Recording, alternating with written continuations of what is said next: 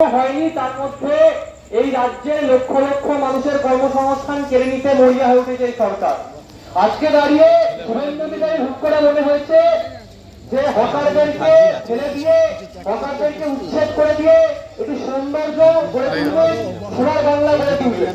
আমরা শুভেন্দু অধিকারী মহাশয়কে একটা প্রশ্ন রেখে দিতে চাই। আপনি কি বলছেন যে হকারদের জন্য দীর্ঘদিন ধরে সাধারণ মানুষ খেতে পেয়েছে, দীর্ঘদিন ধরে যাদের পরিবার চলেছে, সেই হকাররা দৃষ্টিকটু?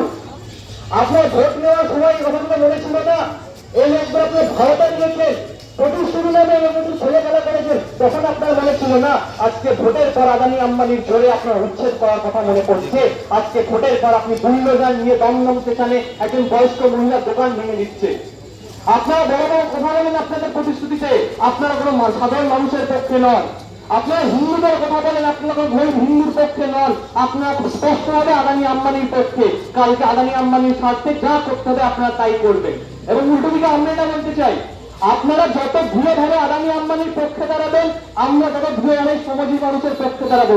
আমরা দেশের শ্রমিকদের, কৃষকদের, ছাত্রদের, হকারদের পক্ষে দাঁড়াবো। আপনারা বুল্ডোজার আনলে আমরা সবার আগে বুল্ডোজারের সামনে দাঁড়াবো। আপনারা হকারদের দোকান ভাঙতে আসলে আমরা সেই দোকান ভাঙার বিরুদ্ধে লড়াই করবো।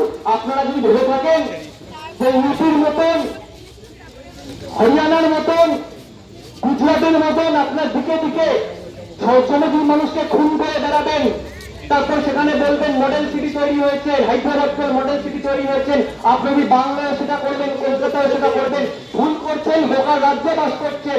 যেদিন বাংলার জনগণ জেগে উঠবে, সেদিন শুভেন্দু অধিকারী পালানোর জায়গা পাবে না। সেদিন যারা দোকান ভাঙতে আসে তারা পালানোর জায়গা পাবে না। সেই দিনের প্রস্তুতি নিন। আজকে যারা ভাবছে সাধারণ মানুষের দোকান ধ্বংস করে দিয়ে আমরা ভালো থাকবো, আপনারা ভালো থাকতে পারবেন না। কারণ যে বুল্ডোজারটা আছে হকার উচ্ছেদ করতে আসবে, কালকে আপনার বাড়ি উচ্ছেদ করতে আসবে। আমরা দেখতে পেয়েছি নিউটাউন থেকে শুরু করে রাজ্যের বিভিন্ন জায়গায়, শহরের বিভিন্ন জায়গায় কিভাবে এই গেরুয়া সন্ত্রাসীরা, এই বজরং দলেরা, এই রুদ্র সেনারা সাধারণ মানুষকে হেনস্থা করছে। আজকে দাঁড়িয়ে আমরা দেখতে পেয়েছি যে কিভাবে সাধারণ হিন্দু ব্যবসায়ীদেরকে সাধারণ মুসলমান জনতা বিপন্ন করেছে। তাই এই কথা খুব স্পষ্ট, এরা কোনো মানুষের পক্ষে নয়, সাধারণ মানুষের পক্ষে নয়। এরা আদানি আম্বানি দালাল, দালালরা চিহ্নিত হয়ে গেছে। সাধারণ মানুষ ঐক্যবদ্ধ হচ্ছে, সংগঠন গড়ে তুলছে এবং আগামী দিনে তারা লাল ঝান্ডা লড়াইকে এগিয়ে নিয়ে যাবে। এটুকু বলে আমার বক্তব্য শেষ করবো সাথী।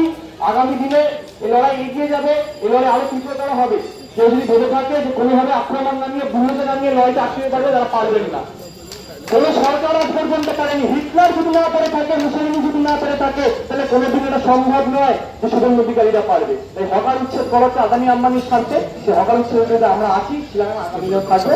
এটুকু বক্তব্য শেষ করতে ইন্ডিয়া লাভ। ধন্যবাদ। সভা চলতে চলতেও আরো বিভিন্ন গণসংগঠন এসছে।